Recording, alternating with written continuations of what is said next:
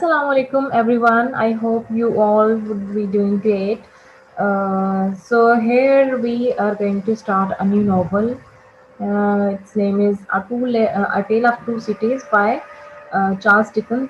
ठीक है और the topic is the analysis of the major characters of this novel. ठीक है जिसमें जो मेजर कैरेक्टर्स हैं हम सिर्फ उन्हीं पे बात करेंगे और जो माइनर कैरेक्टर्स हैं उनके बारे में थोड़ी सी जो है ना वो माइनर डिटेल्स होंगी ताकि आपको थोड़ा सा आइडिया हो जाए इस लेक्चर को अटेंड करने के बाद कि इधर इसमें कितने कैरेक्टर्स हैं जो कि इम्पोर्टेंट हैं और कौन से ऐसे कैरेक्टर्स हैं जिनको आपको लाइक बार इनके बारे में बात करनी है और बार हर एक जिनकी जो है ना वो हर एक टॉपिक के अंदर जिनका रेफरेंस आएगा या डिटेल्स आएंगे तो उसके बारे में आपको जो है ना थोड़ा नॉलेज होना बहुत ज़्यादा ज़रूरी है इसके बारे में। सो मैडम डिफार्ज का है फर्स्ट मैडम एलिस डिफार्ज जो कि वाइफ ऑफ अर्नेस्ट डिफार्ज थी। ठीक है मॉन्सर अर्नेस्ट डिफार्ज की वाइफ थी जो कि एक वाइन शॉपकीपर था। ठीक है उसकी वाइन शॉप के थोड़े से फासले पे बेस्ट ऑयल था। ठीक है और इन दोनों ने क्या प्लान किया हुआ था कि इन्होंने जो है एरिस्टोक्रेसी और जो पुअर पीपल के दरमियान एक कॉन्ट्रडिक्शन आ रही थी सिविल सोसाइटी आ रही थी उसके ये अगेंस्ट थे और एरिस्टोक्रेट जो जुल्म कर रहे थे लोगों पे उसके अगेंस्ट थे और उसके अगेंस्ट इन्होंने बहुत बड़ा जो है इनकी वजह से रेवोल्यूशन आया। लेकिन हम बाय द टाइम इस कैरेक्टर को जैसे जैसे डिस्कस करेंगे तो हम कुछ पॉइंट्स को नए पॉइंट्स को भी डिस्कस करेंगे। ठीक है जो आपने शायद पहले ना पढ़ा।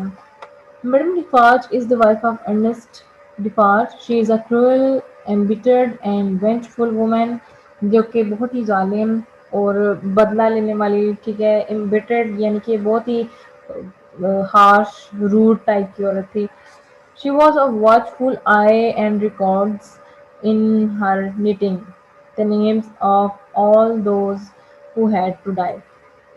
उसने ना उसके पास जो मैडम डिकॉर्ड्स की जो है ना वो निटिंग करती थी यानी कि टांके लगा के कपड़ों पर टांके वगैरह लगाने का काम करती थी। तो उसके अंदर वो क्या करती थी कि जो उसके है ना लाइक जितने इसने वो रिकॉर्ड्स रखे होते थे और she has to keep an eye कि जो जिन लोगों को उसको अंडर रिकॉर्ड रखना है और जिनको ख़त्म करना है all those who had to die जिनको मारना था उसने। ठीक है यानी कि जिनको मरना था उनको उनके लिए उसने वो लिस्ट आउट कर लिया था और उनको जो है ना वो निटिंग पे मतलब रिकॉर्ड उसने निटिंग के थ्रू रखा हुआ था एक कपड़े पे उनकी टांगे उनकी नींद के टांके लगा के तो रिकॉर्ड रखा हुआ था कि इन लोगों को जो है बारी बारी ख़त्म करना है। ठीक है तो ये काम जो है वो करी थी। She represents the bloody and violent aspect of the revolution. Revolution तो आया लेकिन उसमें जो सबसे ब्लडी मतलब सबसे बहुत ही बुरा और वायलेंट टाइप का जो एस्पेक्ट था ना वो मैडम डिफार्ज के थ्रू आप देख सकते हैं नॉवल के अंदर कि जैसे हमने ड्यूरिंग क्लास भी डिस्कस किया था कि अगर थीम ऑफ वायलेंस आ जाती है तो उसमें आप क्या बात कर सकते हैं कि इनका तरीका इनकी सोच ठीक थी कि वो लोगों को गरीब लोगों को आपसे छुड़वाना और उनकी मदद करना लेकिन जो वायलेंस इन्होंने फैलाया हुआ था जिस तरह से उनको मार रहे थे ये एक तबाही मचाने वाला काम था और इस रिवोल्यूशन में ये बहुत ही बुरा एस्पेक्ट था कि उस काम को किसी और तरीके से भी किया जा सकता था। ठीक है हर काम करने के अल्टरनेट वेज होते हैं तो उनका सॉल्यूशन और भी हो सकता था लेकिन इन्होंने जिस तरीके से उनको मारा या फांसी दी है जिस जो भी उनके साथ सलूक किया वो बहुत ही क्रूअल टाइप का था। Madam Defarge is a symbol of fate. मैं आपको पहले बता दूं कि ये जो लेक्चर है ये थोड़ा सा लंबा होने वाला है क्योंकि इसमें each and every detail about the major characters I have mention कि जब आप इसको अटेम्प्ट करेंगे तो फिर आपको इसकी बेटर और करेंगे बेस्टेस्ट अंडरस्टैंडिंग हो जाएगी हर एक कैरेक्टर्स की। तो यही पॉइंट्स जो है उसमें से कुछ पॉइंट्स आपकी बुक्स में से में भी लिखे हुए हैं वो आप वो भी पढ़ सकते हो अगर उसमें से आपको ज़्यादा इजी लगता है लेकिन ये भी इजी वर्डिंग है इसमें मैंने कुछ भी जो है ना वो डिफ़िकल्ट वर्ड्स या डिफ़िकल्ट वोकैब्युलरी यूज़ नहीं की है, चीज़ें डिटेल्स वही है जो ड्यूरिंग क्लास में मैंने बताई हैं, लेकिन जो नहीं बताई हैं वो इसमें मेंशन कर दी हैं मैंने, ठीक है। Rainbow Defarge is a symbol of fate. अगर हम सिंबलिज्म की बात करें तो ये एक ऐसा सिंबल है जो एक फेट को सिंबलाइज कर रहा है, ठीक है। कैसे? She spends a good deal of the novel meeting, यानी कि उसने नॉवल के अंदर उसका जो रोल था वो जो है ना अ, अ, जैसे कहते हैं ना कि नॉवल को किसी चीज़ को आप टांके वगैरह लगा के निटिंग करके तो जोड़ते हैं या कंस्ट्रक्ट करते हैं या दोबारा से उसको ठीक करते हैं, एक अच्छी शक्ल में लेके आते हैं। तो जो है ना she spends a good deal of the novel knitting, यानी कि इस नॉवल को कंप्लीट करने में या इसकी कंस्ट्रक्शन में या इसके अगर एक मास्टरपीस है तो इसमें इसका बहुत ज़्यादा रोल है मैडम डिपार्ट का। Her knitting is a symbolic of maintaining register of the names of everyone who must die for the revolutionary cause, कि जिनकी वजह से इनकलाब लाया जा रहा था या लाने की ज़रूरत थी, उन लोगों को जो जिनको मरना था उसने इनकी लिस्ट मेंटेन करी करी हुई थी। और जो उसकी नीटिंग है वो सिंबॉलिक है इस बात की कि इसमें जो है एक तो नीटिंग इसी से रिलेटेड एक तो सिंबलाइज करती है इसकी नीटिंग नॉवल को कंप्लीट करने के लिए, एक इसकी सिंबल ऑफ फेट है जिसके अंदर इसने जो है कुछ लोगों की फेट डिटरमिन कर रखी है कि इनको मारना ही मारना है, तो उनको लिस्ट ऑफ किया हुआ है, ठीक है। Thus, on the surface level, she stitches a registry or list of the names of all those condemned who condemned to die in the name of a new republic. New Republic यानी कि जो public के लिए वो करना चाह रही थी ये सारे, तो न्यू रिपब्लिक के अब उस टाइम की जो पब्लिक थी उसको एक रिफॉर्म कर रही थी वो, तो उसके लिए उसने सोच रखा था और उसके लिए जिनको मना था उनको लिस्ट आउट किया था। But on the deeper level जब हम बियॉन्ड बिटवीन द लाइन्स हम पढ़ते हैं, ठीक है, बहुत डीप स्टडी करते हैं, हमें पता चलता है rating constitutes a symbol in itself representing the stealthy cold-blooded vengefulness of the revolutionaries, जो इनकलाब लाने वाले थे या जो एरिस्टोक्रेट लोगों के अगेंस्ट थे, वो जो है ये जो नीटिंग है उनको सिंबलाइज करती है, जिनका ये कोल्ड ब्लडेड यानी कि उनकी जो खेली होली खेलना या बहुत ज़्यादा क्रूअल टाइप का जो बिहेवियर है, वेंचफुलनेस इसमें कम आएगा, ठीक है, जो बदला लेना और एक लंबी प्लानिंग जो उन्होंने की हुई थी, इस सारी चीज़ों को वो सिंबलाइज करता है, ठीक है, उसकी जो नीटिंग है। yes, in fact she sentences her victims to death. उसके जो विक्टिम्स थे जिनको वो समझती थी कि ये मुजरिम हैं उनको उसने उनका वो पहले से नाम लिख चुकी थी कि इनको मरना ही मरना है और इनकी मौत ही इनकी लिखी हुई है। Dickens' knitting imagery also emphasizes an association between vengefulness and fate, which is in Greek mythology is traditionally linked to knitting or weaving. के किसी को जो है ना वो बदला लेके किसी की फेट डिटरमिन करना, किसी को कुचल देना, तो उस मामले में निटिंग और वीविंग का आता है। उससे जो है इसको रेफर करके ग्रीक माइथोलॉजी का ये जो ट्रेडिशनल पॉइंट है निटिंग और वीविंग का, इसको लेके इसमें ऐड किया गया है।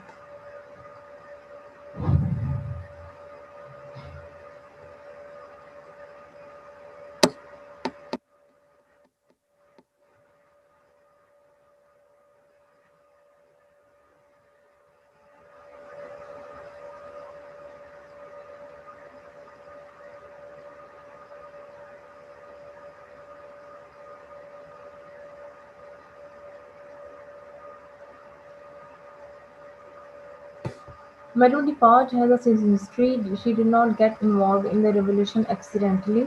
कि जो जिस रिवोल्यूशन में वो इन्वॉल्व हुई थी वो एक्सीडेंटली या अपनी मर्जी से नहीं हुई थी, बल्कि एक हिस्ट्री बेस कुछ इश्यूज थे उनकी वजह से इसने जो है इस इश्यूज में इस जो उसका प्लान था उसमें इन्वॉल्व हुई है।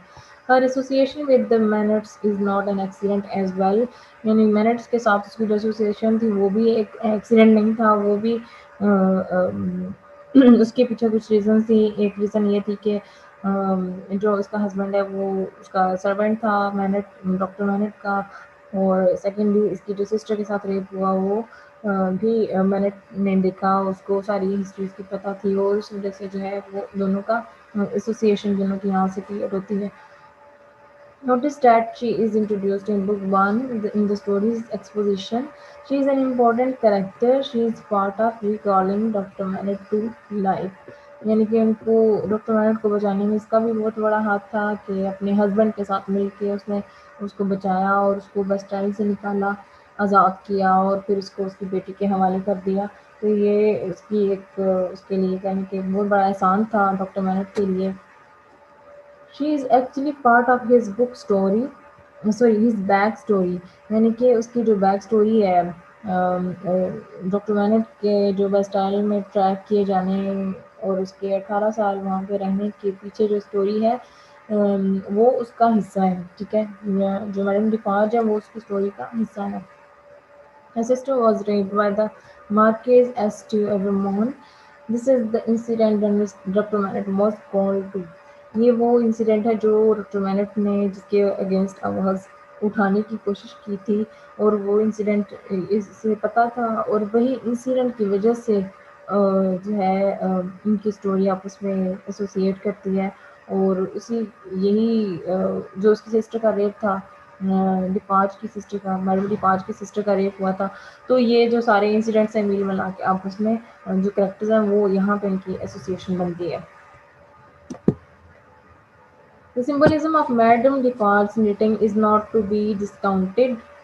कि उसकी जो सिंबलिज्म था ये इसको आप बिल्कुल भी इग्नोर नहीं कर सकते हैं। She represents the entire rebellion and not just her own grudge but the careful planning that went into every step. कि एंटायर रेबेलियन यानी कि जो बगावत उसने की, not just her own grudge, सिर्फ अपने ग्रज के अगेंस्ट ही उसके मतलब उसके पीछे उसके जो बगावत की थी उसने अरिस्टोक्रेट के खिलाफ, उसके पीछे सिर्फ उसके ग्रज ही नहीं थे बट द केयरफुल प्लानिंग, एक केयरफुल प्लानिंग जो यानी कि जो उसने बगावत की उसके पीछे सिर्फ उसके ग्रज नहीं था बल्कि एक प्लानिंग के थ्रू किया गया और एक उसके प्लान था कि अरिस्टोक्रेटिक के अगेंस्ट जाया जाए और एक स्टेप लिया जाए, ठीक है। और हर स्टेप जो उसने लिया उसके पीछे जो है ना मतलब एक स्टोरी है, कोई रीजंस थी कि इसमें इन्वॉल्व होना उसने शुरू कर दिया। A rebellion did not happen overnight, और ये जो उसने बगावत की थी ये किसी ओवरनाइट में नहीं की थी, मतलब रात भर एक रात में नहीं हो गया था ये सारा। ये एक प्रॉपर प्लानिंग के साथ हुआ था, प्रॉपर सोच के साथ हुआ था और इसके पीछे भी कुछ रीजंस थी जिसकी वजह से फिर प्लान हुआ और फिर उसकी इम्प्लीमेंटेशन हुई। With each name she knitted, हर नाम के साथ जो उसने टांके लगाए जो निटिंग की थी, she was one step closer, उसके साथ साथ जैसे जैसे वो मीटिंग करती जाती थी उसके एक एक स्टेप जो है वो क्लोज होती जाती थी और प्लान उस तरह से वो इम्प्लीमेंट होता जाता था। Symbolically the rebellion was plan, जो उन्होंने बगावत की एरिस्टोक्रेट के अगेंस्ट वो उनका प्लान था।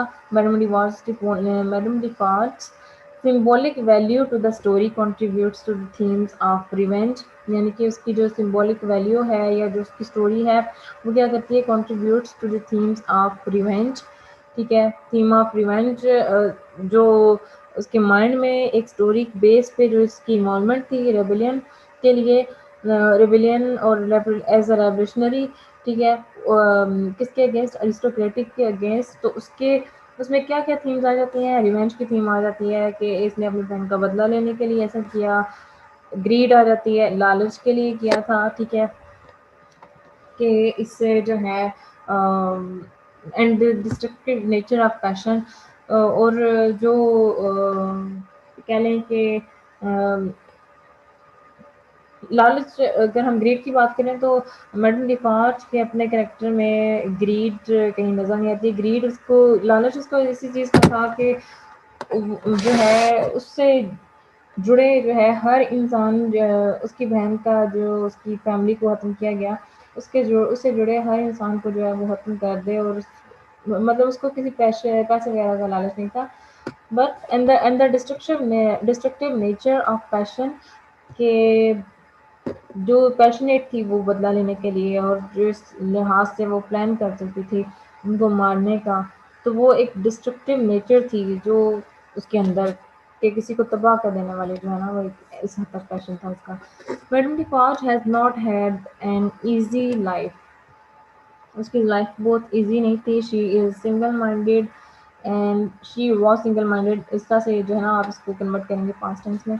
And focused on one goal, वो सिंगल माइंडेड यानी कि एक तरफ होकर सोचती थी, डबल माइंडेड नहीं थी कि कंफ्यूज नहीं हो जाती। वो एक उसने चीज़ सोच ली, उसकी इम्प्लीमेंटेशन और उसको प्लानिंग के थ्रू जो है ना एक लेके जा रही थी। वो फोकस्ड ऑन वन गोल, एक गोल के पीछे जो है ना वो उस पे फोकस करते हुए वो जा रही थी, डबल माइंडेड नहीं थी। She was herself a symbol of the rebellion and of a long fostering grudge. Okay. Okay. Although Madame Defarge functions in the plot by being the center of the rebellion, giving the Jackies a place to hang out and collude, storing names in her knitting and recalling, ये वही सारा है जिस तरह से उसने plan किया, function किया, एक प्लॉट कंस्ट्रक्ट किया। मतलब जिस तरह से उसने अपने वो नेम्स को निटिंग करना शुरू की, प्लान किया और कॉलिंग उसकी जो उसने की, जो डॉक्टर मैनेट की, ये सारा जो है ना इस नॉवल कि प्लॉट कंस्ट्रक्शन में कंट्रीब्यूट करते हैं इसके सारे एक्शंस। ठीक है। Recalling to doctor Manette's life, she also contributes later and end of the plot when the Darnay Manet clan plan returns to France and she even targets Lucy and Charles' little daughter। जब ये भी एक और plot construction में भी एक point आ जाता है कि जब डैनी मैनेट को डैनी और जो कहने के लूसी मैनेट, ठीक है, यहाँ पे डैनियल और मैंने दोनों की बात की है। लूसी मैनेट और डैनियल चार्ल्स डार्ने की बात हो रही है कि जब वो जो है वो दे वर रिटर्न टू फ्रांस और वहाँ पे जो है उसको पकड़वाया, पहले डैनियल को पकड़वाया और फिर बाद में लूसी और उसकी बेटी को उसने मारने की कोशिश की। यहाँ पे लूसी की में भी स्पेलिंग मिस्टेक है, ठीक है, तो वो अपने नोट डाउन कर लेंगे। तो उन दोनों को मारने की कोशिश की, तो ये भी एक एंड तक जो है इसकी प्लॉट कंस्ट्रक्शन में इसकी कंट्रीब्यूशन थी।